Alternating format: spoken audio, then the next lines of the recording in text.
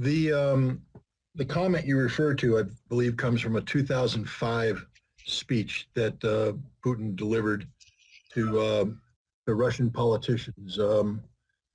And what he said was that the collapse of the Soviet Union was one of the greatest calamities in modern history. Not the greatest. There's a lot of people that misrepresent this. One of the greatest.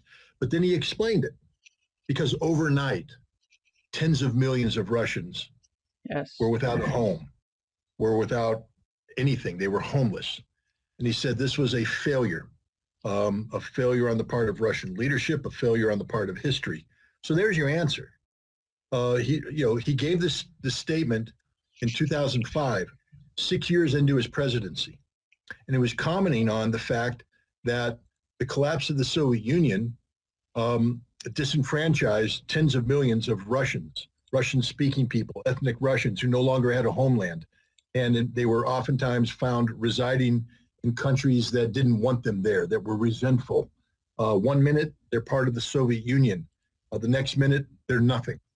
And he said that this was unacceptable, and he had a duty and responsibility as the president of Russia to care for these people. And when you say, well, why would he say that the collapse of the Soviet Union was a calamity? Vladimir Putin's made it clear that he's no fan of Soviet authority. He doesn't long for the return of the Soviet Union. What he does is resent the decade of the 1990s. Ask any Russian who lived in the former Soviet Union during that period of time how life was, how difficult life was, how you went from being a citizen of a superpower to being thrown away, cast away by a society that was unable to sustain itself, let alone sustain you, and the struggles of the average Russian trying just to survive. This was the Russia that Putin lived in. This is the Russia that Putin inherited in 1999. And this is the Russia that Putin saved, because there's no doubt about it. If you compare and contrast Russia today with what it was when Vladimir Putin inherited it, today is so much better. You can't find I challenge anybody, a single measurement that says, no, Russia was better off in 1999 than it is today. Not a single one. On every level, Russia is better. Could Russia have done better? Perhaps. But remember that Putin has been opposed by the West from almost day one. They didn't want a strong Russian leader. They wanted a weak Russian leader like Boris Yeltsin. They wanted somebody who would allow the West to continue to come in and economically exploit Russia for their own benefit, not for the benefit of the average Russian citizen. They wanted somebody to come in and destroy, I got a dog, destroy Russian democracy. People say, well, Putin isn't a real democratic leader. I say, really? Has he been given a chance? Because from day one, the West went in and tried to buy a Russian opposition. The British intelligence services are on record, caught cold-handed, sending money to political opponents. In Brazil, would you like it if the CIA came in and started paying your political opponents? No, you'd call that outside interference. The West has been interfering in what we call Russian democracy. But you can't have a democracy if the opposition isn't the voice, the genuine voice of the people, but rather the voice of Russia's foreign opponents. So it's hard for Putin to struggle against this foreign interference, and B, at the same time, try to build a viable opposition. Because every time somebody comes up and says, I'm opposed to Vladimir Putin, the CIA comes in with briefcases full of money and corrupts that process. So it's not Putin's fault that there isn't a viable democracy. It's because the West doesn't want a viable democracy. Why do I say that? Because Vladimir Putin is a good leader. He's done good things for Russia. Maybe he's been in power too long. Again, that's not his fault. When the last time he tried to bow out of the election process, he recognized that there was nobody ready to replace him. That if he left, the people that would replace him would be corrupted by the West. So if the West stops corrupting Russia's democracy with money, with foreign influence and allows a Russian opposition to grow on its own, then there could be another leader. Putin would step aside. I can imagine that at the age of 70, there are things he'd rather be doing than running a country. I think he'd rather be pensioner, enjoying retirement, fishing, riding horseback shirtless, doing things that Putin does. But instead, he is condemned to govern a country that has no viable political alternative to him, not because he is suppressing it, but because the West is corrupting it. How was it look like for Russians after the collapse of the Soviet Union? It looks terrible.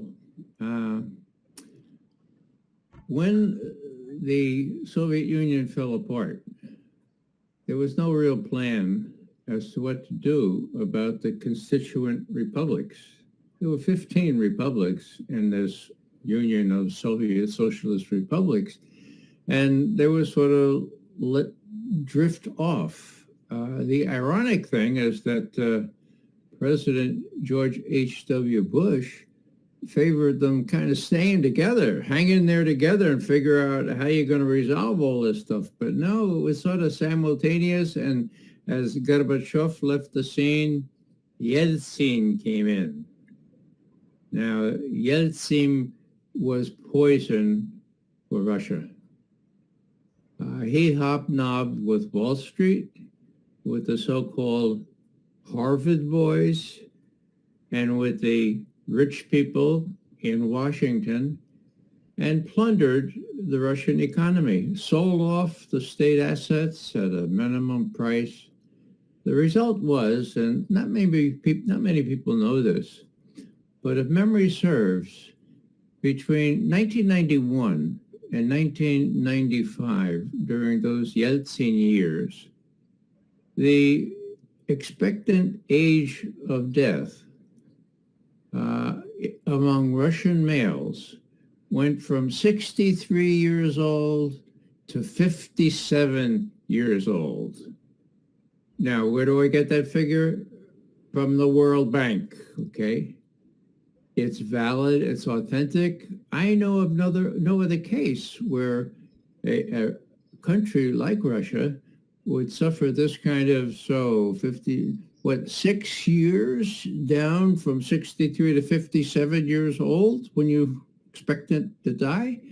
In 4 years, people were dying. People were hungering in the street, but other people would get really, really wealthy. Those are what we call the oligarchs. Some of them were Russian, some of them were Ukrainian.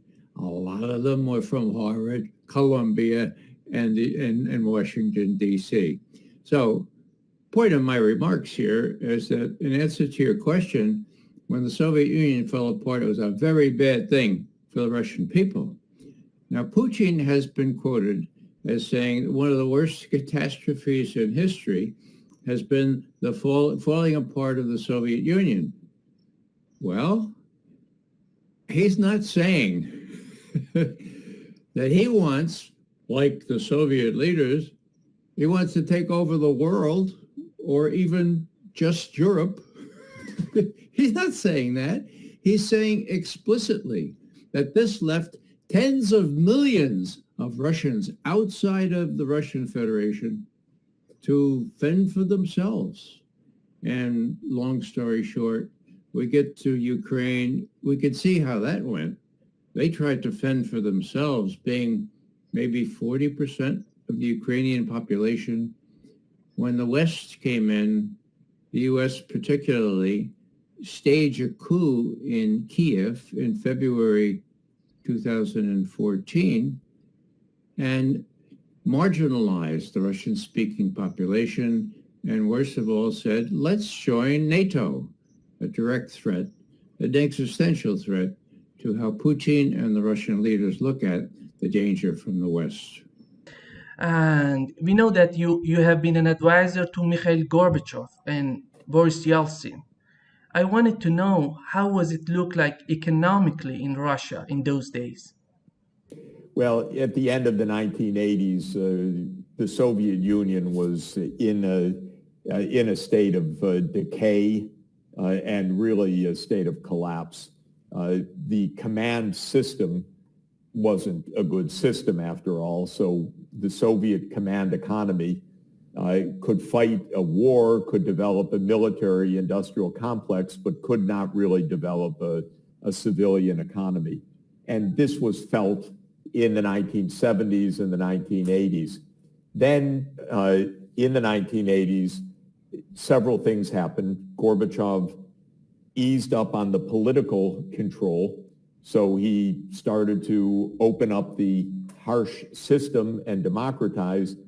But in a command economy, that meant that there were no commands anymore. And so the command economy was not functioning, but there was no market economy. So things started to really get into disarray. A second thing that happened was that world oil prices fell. Russia was a petrostate. The Soviet Union was a petrostate. And so with the fall of oil prices, Gorbachev kind of walked into an even deeper economic crisis. And then the third thing that happened was that he borrowed on international markets. This is familiar for Brazil also, for a few years trying to close the gaps that had opened up. And by 1990, you had a failed economy, a collapsed command system, a government without revenues, and a debt crisis. And Russia was starting to enter a kind of full-fledged economic collapse.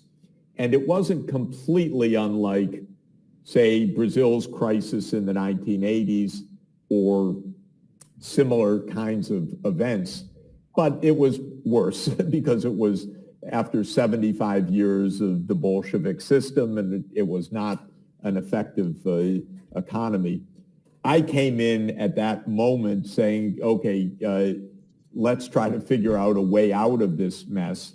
And my main advice, which I had given in Poland starting in 1989, was make internal reforms, but at the same time, let's get help from the international system, from the United States, from Europe, from the international institutions, so that this period is at least cushioned so that it doesn't go into a full-fledged financial crisis.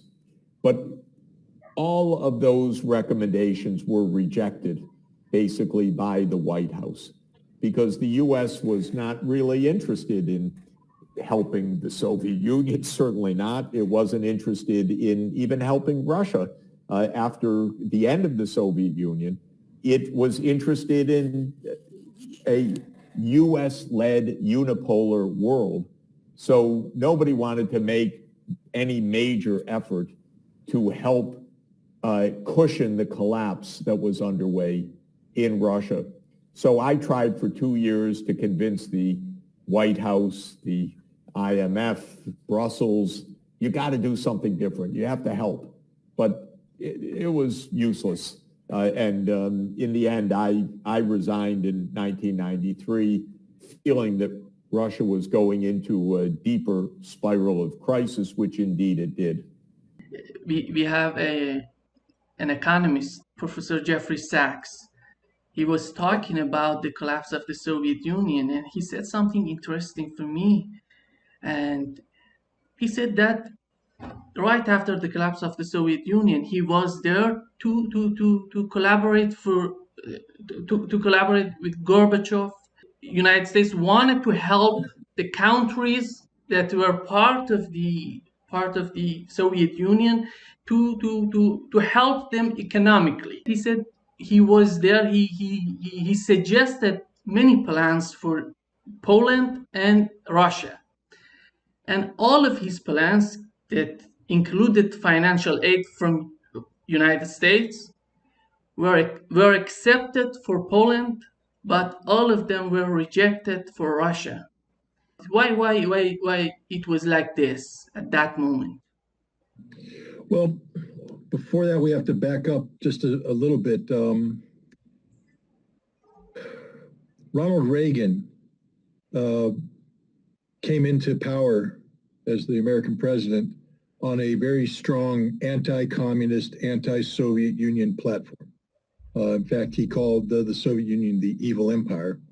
And he used this platform to justify the rebuilding of the American military, both in terms of conventional power in Europe, but also our strategic nuclear capabilities, and indeed our intermediate range nuclear force, the Pershing II missile, the ground launched cruise missile, et cetera, came into being under Reagan. Reagan's administration was staffed with people who mirrored this approach, a very anti-Soviet approach, anti-communist approach. Even when Ronald Reagan finally had a moment of visionary insight and decided that to save the world, it might be a good idea to get rid of some of the most dangerous nuclear weapons in existence, and worked with Mikhail Gorbachev to sign the Intermediate Nuclear Forces Treaty, INF Treaty. They signed it in December of 1987. We're coming up on the 35th anniversary of that this December. His decision to do this was not extremely popular amongst the conservatives. I can say without a shadow of doubt that George Herbert Walker Bush, his vice president, was not happy about this. And many of the people that advised George Herbert Walker Bush were not happy about this. The reason why I bring that up is the implementation of the INF Treaty began in July of 1988. 1 month prior, in June, Ronald Reagan visited Moscow, and he met with some Soviet students at Moscow State University. And he was asked the question, do you still view us as the evil empire? And he said, no, that's the past. I view you as friends. We can be friends. And that's what we should be working for. That's a visionary statement. But it was made by a leader who would be out of office in 6 months. We had elections coming in November of 1988. The same month that Reagan visited Moscow, Mikhail Gorbachev convened the 19th All-Party Union Conference. I know that's an eye-rolling Soviet-era type statement, but it was very important. All-Party Union conferences were very rare. The last one that had been convened had been done in 1941, June 1941, right before the German invasion of the Soviet Union. The purpose of this conference was to initiate a new revolution, a revolution that replaced communist authority with a new Soviet democracy. He talked, it initiated a process that ultimately resulted in elections for the first time in Soviet history. Elections that were held in March of 1989 for this People's Congress. They were electing, people's deputies. And then the Congress would elect a Supreme Soviet, would be like a Senate, and then president would be appointed. The president turned out to be Gorbachev. And the reason why I bring this up is that Gorbachev initiated this revolution, but he desperately needed a Ronald Reagan type leader who would be his friend, who would work with him, who would help the Soviet Union transition through a very difficult time. But what he got was a Cold Warrior named George Herbert Walker Bush, who had surrounded himself with Cold Warrior-like people, James Baker, Dick Cheney, Paul Wolfowitz, people of this nature, who were not thrilled about helping the Soviet Union. They didn't know what was going on. They were unsure. Was Gorbachev serious about these changes, or was this just another ploy by the Soviets to get the United States to bail them out? So while Gorbachev was begging for continued disarmament, which would free him from the defense industry and the need to continue to produce all of these strategic missiles, if he and the United States could agree on reductions, then he could start the business of converting defense industry And then he could attract investors who would help underwrite this. But George Herbert Walker Bush didn't give him an arms control treaty until late in the game, July 1991. That's when they signed, actually the last day in July 1991. A little more than 2 weeks later, there was a coup that threw Gorbachev out. There was no economic investment, which meant Gorbachev was left trying to restructure a economic system that could not be restructured. When in 1989, December 89, they transitioned from the old state budgetary methodologies to gozorashot, self-financing. There was no business. Factories like the Vodkinsk machine building plant where I was working suddenly went from having state money to pay the salaries of their employees to having no money. And no money meant no money not just for the salaries, but for everything. Because Vodkinsk was a factory town. The schools were paid by the factory. The stores were stocked by the factory. The roads were maintained by the factory. The housing was maintained. Everything was done by the factory. Now the factories broke. And that was the whole country. The whole country was broke. Gorbachev desperately needed Western investment. And Bush didn't allow the investment to come because he didn't trust them. So when the Soviet Union collapsed, who stepped in? Boris Yeltsin. Yeltsin had a checkered relationship with the United States. He tried to push his way through and become more important than he was. When he became the president of the Russian Federation, he wanted to get the United States to believe that he was more important than Gorbachev. He had a drinking problem. There were people who were unhappy with that aspect of it. He was an unknown quantity. Many people believed that, he was not going to be an effective leader and that he would be pushed aside and the communists would come back. The military would assert its people. There was no trust in Yeltsin. So even when Gorbachev fell, these cold warriors surrounding George Herbert Walker Bush continued to be very skeptical about Russia. And many of them believed rather than helping Russia rebuild, that it was in our best interest to keep Russia down. And these people won out. So no, there would be no investments into Russia. What we were going to do is exploit Russia. We were going to facilitate the economic pillaging of Russia, where we took Russia's resources out, but we didn't allow Russia to grow up, where we empowered the oligarchs to rob Russia blind. See, it was easier to deal with the oligarchs because we understand greedy capitalism. It's one thing to give money to a government you don't understand, Boris Yeltsin and whatever this new Russian government was, to fund a nation we didn't understand. Because, even during Soviet times, the idea of how Russia functioned still escaped many analysts who were supposed to be experts on Russia. We didn't understand it, so we weren't willing to give money to it because we had no idea how that money was going to be spent. And as I said, maybe it was a trick to bring communists back, to empower the military. So we made a decision, deliberate decision, to keep Russia down, and we reflect that. Remember when James Baker gave his promise to Mikhail Gorbachev, not 1 inch eastward about NATO, not 1 inch eastward, a promise. He came back and he told the National Security Council, he gave that promise. They said, not so fast. We actually want to expand NATO because we want to keep Russia down. We want to control Russia. We want to contain Russia. And that's why Jeffrey Sachs' proposals were rejected, because what Jeffrey Sachs claims to be pursuing back then, I can't vouch for him. I don't know personally, but what he's telling you is that he was a proponent of providing economic aid to Russia to fix the Russian economy, that he was told no.